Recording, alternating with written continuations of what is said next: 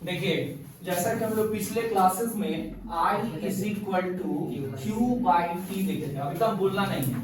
देखिए electric current का ये फॉर्मूला था, है ना, I is equal to Q by T, ठीक है ना, जिसमें Q हमारा क्या था, क्वांटिटी ऑफ चार्ज, है ना, क्वांटिटी ऑफ चार्ज। किसी को, बहुत से लोग क्वांटिटी ऑफ चार्ज को नेट चार्ज भी कहते हैं, ठीक है ना, नेट चार्ज, ठीक है। एंड टी का मतलब आपको पता ही है, दैट इज टाइम, है ना, एंड आई का मतलब भी पता है, दैट इज इलेक्ट्रिक करंट, है ना। यानी अब इसमें आप पहचानेंगे कैसे, तो कभी कभी हम लोग यूनिट से भी क्वांटिटी का पता करते हैं, जैसे कौन सा यूनिट लगा हुआ है, इससे भी आइडेंटिफाइड हो जाता है कि किस क्वांटिटी की बात हो रही है। जैसे अगर करंट का होगा तो वहां पे एम्पियर लगा होगा, है ना, एम्पियर करंट का। जैसे मान लेते हैं किसी न्यूमेरिकल में दिया हुआ है कि 20 एम्पियर फ्लो कर रहा है, तो हम समझ जाएंगे ना कि 20 एम्पियर है, तो एम्पियर किसका यूनिट होता है, तो इलेक्ट्रिक करंट का होता है। तो बहुत इजीली हम समझ जाएंगे कि वो 20 किसका वैल्यू दिया हुआ है, तो करंट का।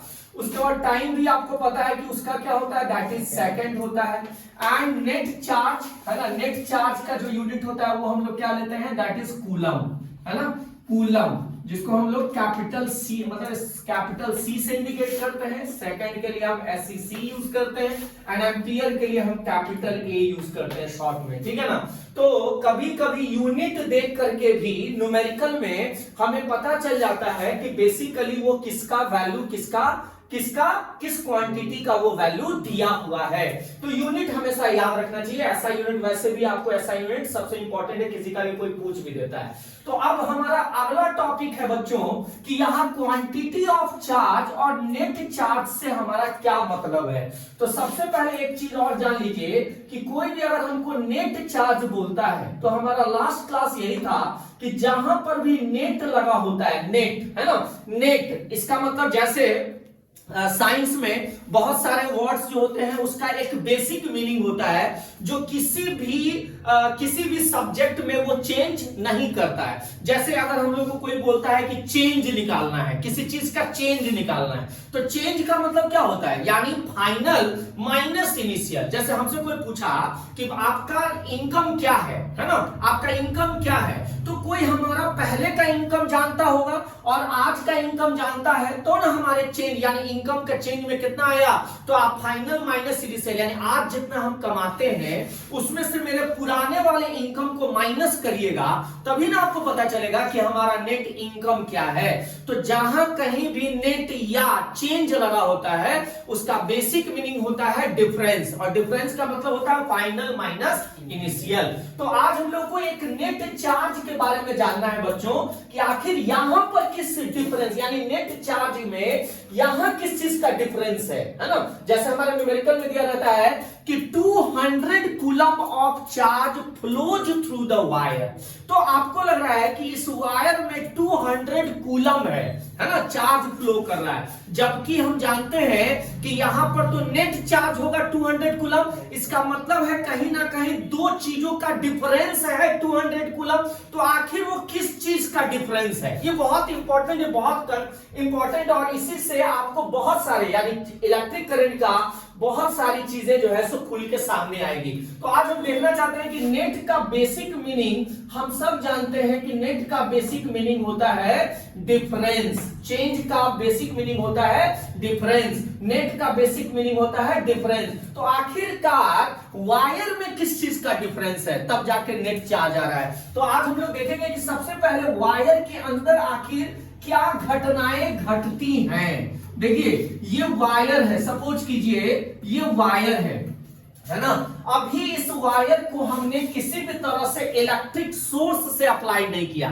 सोर्स समझते हैं, जैसे कि बैटरी हुआ, जनरेटर हुआ, है ना, यानी जहां से आप चार्ज को ड्रॉ करते हैं, जहां से करंट बन के सामने आ रहा है। तो अभी हमने यहां पे कोई पॉजिटिव नेगेटिव अप्लाई नहीं किया है, यानी ये वायर अभी क्या है बच्चों, ये न्यूट्रल वायर है। क्या है ये, न्यूट्रल वायर है। तो इसका मतलब ये न्यूट्रल वायर क्यों है, क्योंकि यहां पर जितने भी एटम्स हैं, यानी जितना भी एटम्स है, सपोज कीजिए ये हम कॉपर का वायर यूज कर रहे हैं या अल्युमिनियम का वायर यूज कर रहे हैं, तो अभी तो हमारा प्लस माइनस लगा नहीं है, इसके मतलब हो गया कि ये वायर क्या है, तो अभी ये न्यूट्रल वायर है। क्यों ये न्यूट्रल वायर है, यानी सारे के सारे एटम्स क्या है, न्यूट्रल है। समझ में आ रहा है मेरी बात, समझ में आ रही है, यानी ये वायर में जितने भी एटम्स है, यानी ये सब के सब क्या है, कॉपर का एटम है, कॉपर का न्यूट्रल एटम है। समझ रहे हैं ना, कॉपर का क्या है, ये न्यूट्रल एटम है, कॉपर का क्या है, ये न्यूट्रल एटम है। अब सवाल उठता है कि सर जैसे ही आप इसमें सपोज कीजिए ये पहला कंडीशन हो गया ए, अगर जैसे ही यहां पे नो एडिशनल यानी no electric field applied, no electric field applied, यहां पर अभी कोई है ना, कोई इलेक्ट्रिक फील्ड अप्लाइड नहीं है, यानी अभी इस वायर में इलेक्ट्रिक फील्ड अप्लाइड नहीं है। अब दूसरा कंडीशन हम लोग क्या करते हैं, यहाँ पे इलेक्ट्रिक फील्ड अप्लाइड कर देते हैं। क्या करते हैं, इलेक्ट्रिक फील्ड अप्लाइड कर देते हैं, इलेक्ट्रिक फील्ड अप्लाइड कर देते हैं। तो जैसे ही इलेक्ट्रिक फील्ड अप्लाइड कीजिएगा तब क्या होगा, तो गौर से देखिए यहां पे आपका जो है अभी सेम चीज हम लोग ड्रॉ कर रहे हैं। यहां पर हमारा क्या था, दैट इज ये अब आपका जो है ये आपका कॉपर का एटम था, है ना। और यहां पे हमने क्या किया, अब यहां पे हमने क्या किया दैट इज अब एक तरफ आपने यहां पे प्लस साइन लगाया और एक तरफ आपने क्या किया, दैट इज माइनस, यानी अब आपका इलेक्ट्रिक फील्ड अप्लाइड हो गया। तो जैसे ही इलेक्ट्रिक फील्ड अप्लाइड हुआ तो आखिर क्या क्या चेंज आया होगा वायर में, इसमें क्या चेंज आया होगा, तो जैसे ही आप यहां पर अप्लाई किए तो यहां से आपका जो कॉपर है वो एक्साइटेड किया होगा और इसने इलेक्ट्रॉन को छोड़ दिया होगा, इसमें से भी आपका जो है इलेक्ट्रॉन को छोड़ दिया होगा, यानी आपका इलेक्ट्रॉन बाहर निकल गया,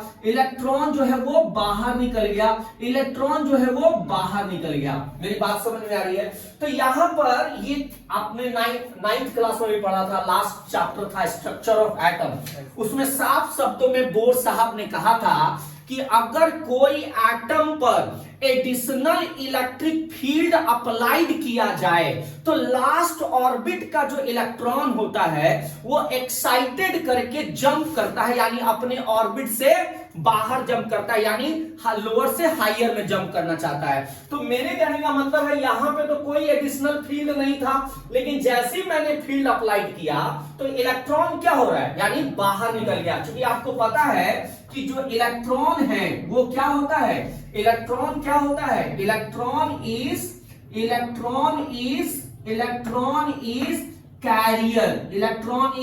कैरियर ऑफ इलेक्ट्रिसिटी या कैरियर ऑफ चार्ज, यानी इलेक्ट्रॉन ही चार्ज को लेकर जाता है, एक एंड से दूसरे एंड पे लेके जाता है। तो अब सवाल उठता है कि यहां पर जो कॉपर एटम में से इलेक्ट्रॉन बाहर निकला होगा तो इसका मतलब कहीं ना कहीं जो है आपका ये जो चार्ज है, यानी ये जो एटम्स हैं ये भी तो कुछ ना कुछ चार्ज बना होगा। क्योंकि आपको पता है कि अगर मान लेते हैं कोई भी बॉडी से अगर इलेक्ट्रॉन बाहर निकलता है तो यहां पर जो बचा हुआ रिमेनिंग होता है वो कौन होता है, यानी जैसे ही आप इलेक्ट्रॉन को लूज करेंगे तो रिमेनिंग पार्ट कौन हो जाएगा, पॉजिटिव चार्ज हो जाएगा, नहीं होगा, क्योंकि इलेक्ट्रॉन के लॉस से क्या बनता है, प्लस चार्ज बनता है। तो इसका मतलब हो गया बच्चों कि यहां पर सारे के सारे जो एटम्स दिख रहे थे, पहले जो आपको एटम्स दिख रहा था, जो पहले न्यूट्रल एटम दिख रहा था, अब वो सारे के सारे एटम्स क्या बन गए होंगे, सारे के सारे अब आपका क्या बन गया, दैट इज प्लस बन गया। क्या बन गया, प्लस बन गया। समझ में आ रहा है मेरा, ये सारा प्लस बन गया। तो अब बताइए बउआ कि चूंकि इलेक्ट्रॉन पे तो निगेटिव चार्ज था, तो आपको पता है कि माइनस है तो माइनस से किधर जा रहा है, देखिए गौर से, प्लस की तरफ जा रहा है। और उसी तरह से अगर ये पॉजिटिव बन गया है, क्योंकि जिस एटम से इलेक्ट्रॉन निकला है वो सारे पॉजिटिव बन गए हैं, तो जैसे ही पॉजिटिव बना है तो यहां पर ये क्या बनेगा, अब ये सारा इधर भी जाएगा कि नहीं जाएगा, नहीं बोल रहे, यानी अब आपका वो निगेटिव की तरफ जाएगा ना। तो इसका मतलब हो गया बच्चों कि देखिए गौर से यहां पर कोई प्लस माइनस अप्लाइड नहीं था, तो ये वायर न्यूट्रल वायर था। और ये न्यूट्रल इसलिए था क्योंकि यहां पर सारे के सारे एटम्स अभी भी क्या है, ग्राउंड स्टेट में है, नॉर्मल स्टेट में है। एंड जैसे ही आपने यहां पर इलेक्ट्रिक फील्ड अप्लाइड किया, बस उस एटम से इलेक्ट्रॉन क्या होगा, एनर्जी यानी एनर्जेटिक हो गया, एक्साइटेड हो गया, और वो बाहर निकलेगा, क्योंकि इलेक्ट्रिसिटी यानी चार्ज को लेके तो जाना है ना एक एंड से दूसरे एंड। तो यहां पर जैसे ही किसी एटम से मतलब जैसे ही किसी एटम से इलेक्ट्रॉन निकलेगा, तो वो एटम क्या बन जाएगा, क्योंकि आपको पता है कि किसी भी एटम से इलेक्ट्रॉन अगर लूज होगा तो वो जो बचा हुआ है वो आयंस हो जाएगा, क्योंकि जो भी पार्टिकल इलेक्ट्रॉन को लूज करता है वो क्या बन जाता है, पॉजिटिव बन जाता है। तो इस वायर के अंदर अब इलेक्ट्रॉन भी है, पॉजिटिव बॉडी भी है, और आपको क्या लगता है कि इसमें जितने भी एटम्स हैं वो सब टूट गए होंगे? नहीं, इसमें क्या क्या रह गया होगा, यानी कुछ ना कुछ आपका न्यूट्रल एटम भी रह गया होगा। सारे एटम नहीं टूटते हैं, यानी यहां पर कौन सा है, न्यूट्रल एटम भी हो गया। तो बहुत बार कभी कभी आपसे पूछा भी जा सकता है बच्चों कि किसी वायर में जब हम एडिशनल इलेक्ट्रिक फील्ड अप्लाइड करते हैं, यानी प्लस और माइनस फील्ड अप्लाइड करते हैं, तो आखिर उस वायर के अंदर कौन कौन से पार्टिकल रहता है? तो इलेक्ट्रॉन रहता है, पॉजिटिव बॉडी रहता है, प्रोटॉन नहीं बोलेंगे क्योंकि प्रोटॉन सिर्फ एकमात्र केस में होता है, वो है हाइड्रोजन। हाइड्रोजन में तो एक इलेक्ट्रॉन एक प्रोटॉन होता है, तो इलेक्ट्रॉन जैसे ही निकलेगा तो वहां जो पॉजिटिव बॉडी है उसको आप प्रोटॉन कह सकते हैं, लेकिन हर केस में आप पॉजिटिव बॉडी को डायरेक्टली प्रोटॉन नहीं कह सकते। तो अगर हमसे कोई डायरेक्टली पूछता है कि एक वायर के अंदर अगर हम इलेक्ट्रिक फील्ड अप्लाइड करते हैं तो क्या चेंज आती होगी, what change occur inside the wire when we apply the additional electric field to it, है ना? तो आपका आंसर क्या होगा कि when we apply the additional electric field then the particle becomes charged one, है ना? And there are three different kind of the particle existed into the wire, and which one is that? Electron, positive body, and some of the neutral atom also. किसी ने पूछा कि neutral atom कैसे, तो आप बोलेंगे कि कौन सा एटम मतलब पूरा एटम तो कभी ब्रेक नहीं होगा, और हो भी सकता है, लेकिन उसके लिए हमें एडिशनल इलेक्ट्रिक फील्ड तीव्र होनी चाहिए, यानी जितना ज्यादा आपका एडिशनल इलेक्ट्रिक फील्ड होगा उतना ही ना एटम टूट पाएगा जी, सब थोड़ी ना टूट पाएगा। मेरी बात समझ आ रही है? तो कहने का मतलब है कि आपके तीन तरह के पार्टिकल, सिर्फ प्लस और माइनस लगा देने से तीन तरह का पार्टिकल होगा। कौन कौन? Neutral atom, positive body and the carrier electron. तो हमें बताने का मेन मकसद क्या था, अब आप शायद समझ गए होंगे कि इस वायर में अब क्या हो चुका है, चार्ज हो चुका है। अब इसमें देखिए गौर से कि जैसे ही आपने इलेक्ट्रिक फील्ड अप्लाई किया तो यहां पर फ्लो कितने तरह का हो रहा है। यहां पे अब हमसे कोई पूछेगा कि फ्लो कितने तरह का है, तो आप क्या बोलेंगे कि फ्लो अब आपका दो तरह का है। फ्लो आपका कौन है? दो तरह का है। एक इलेक्ट्रॉन का फ्लो है, एक इलेक्ट्रॉन का फ्लो है, एक इलेक्ट्रॉन का फ्लो है, एंड एक आपका पॉजिटिव बॉडी का फ्लो है। एक इलेक्ट्रॉन का फ्लो और एक पॉजिटिव बॉडी का फ्लो। तो इलेक्ट्रॉन पर भी चार्ज होगा एंड पॉजिटिव बॉडी पर भी चार्ज होगा। तो इसका मतलब है कि यहां जो ये Q है, ये जो Q है, अब आपको शायद समझ में आया कि बेसिकली हम Q के बारे में क्या बोलते हैं। Q का मतलब होता है plus Q and minus Q।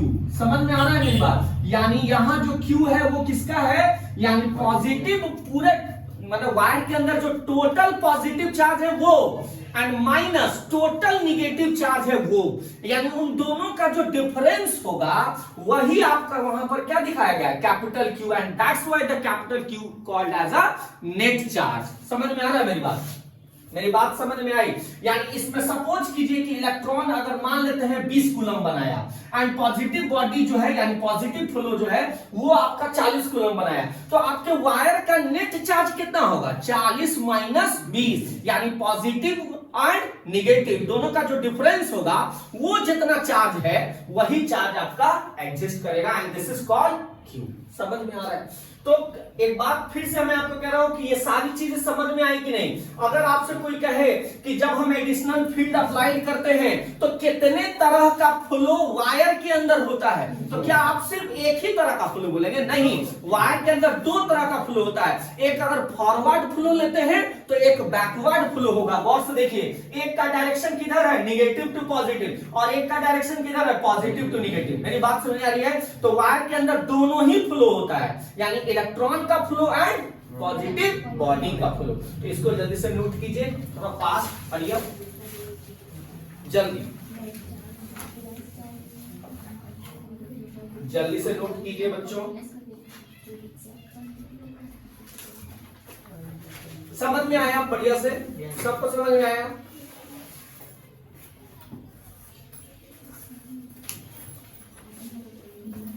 जल्दी से नोट कीजिए। अब आज के बाद कभी भी आप ये नहीं बोलिएगा कि जो Q है वो डायरेक्टली हम लोग बोल रहे हैं कि टोटल चार्ज। नहीं, टोटल चार्ज नहीं है, बल्कि वो रियल में क्या है, नेट चार्ज। और नेट चार्ज मतलब डिफरेंस, और डिफरेंस मतलब यानी पॉजिटिव का, यानी वायर के अंदर पॉजिटिव का टोटल चार्ज एंड इलेक्ट्रॉन यानी निगेटिव का टोटल चार्ज, दोनों का जो डिफरेंस होगा वही आपके वायर का नेट चार्ज माना जाता है। समझ में आया बच्चों? थोड़ा स्पीडली लिखिए। सर एक क्वेश्चन हो सकता है, why Q is known as net charge? हाँ, क्यों नहीं हो सकता है? why q is known as net charge है, क्योंकि वो तो नेट चार्ज है ही है। आपसे क्वेश्चन कोई पूछने के लिए पूछ सकता है कि q क्या है, तो जैसे ही आप बोलेंगे नेट चार्ज, तो कोई भी आपसे पूछेगा नेट चार्ज कैसे, तो आप बोलेगा सिंपल है सर, नेट का मतलब डिफरेंस होता है, और यहां भी डिफरेंस है। और किस चीज का डिफरेंस है, तो प्लस क्यू और माइनस क्यू का डिफरेंस है। तो फिर पूछेंगे कि इसमें प्लस क्यू माइनस क्यू क्या है, तो सर वायर के अंदर दो तरह के फ्लो होते हैं। आपका सिर्फ अगर कोई बॉडी से इलेक्ट्रॉन निकलता है तो सिर्फ इलेक्ट्रॉन ने फ्लो थोड़ी किया होगा, पॉजिटिव भी तो फ्लो करेगा जी, याद आ रहा है ना? अगर हम लोग को याद कीजिए 9th क्लास में गैस डिस्चार्ज ट्यूब जब पढ़ाया गया था, गैस डिस्चार्ज ट्यूब, तो क्या सिर्फ आपको कैथोड रे दिखलाया गया था, एनोड रे नहीं दिखलाया गया था? तो कैथोड रे में आपका निगेटिव चार्ज का फ्लो दिखाया गया था, और एनोड रे में किसको दिखाया था, पॉजिटिव का फ्लो नहीं दिखाया गया था। बहुआ, पॉजिटिव का फ्लो नहीं दिखाया गया था, दिखाया गया था।